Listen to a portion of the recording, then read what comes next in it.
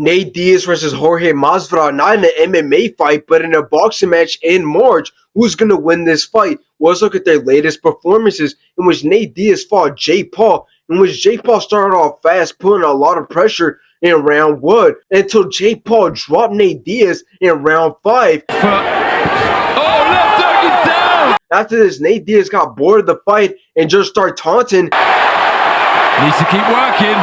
In which Jake Paul ended up winning by decision. The problem child, Jake!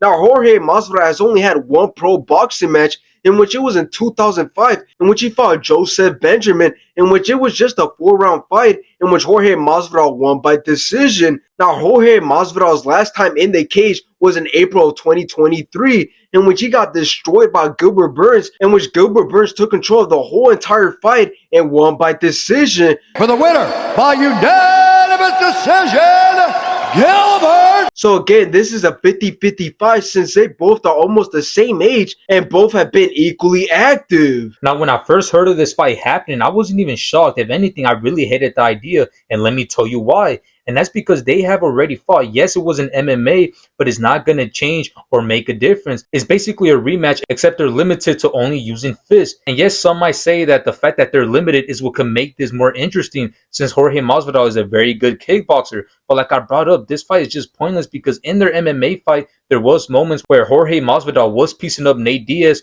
with only fists. And that's one thing he can do that he hasn't done yet.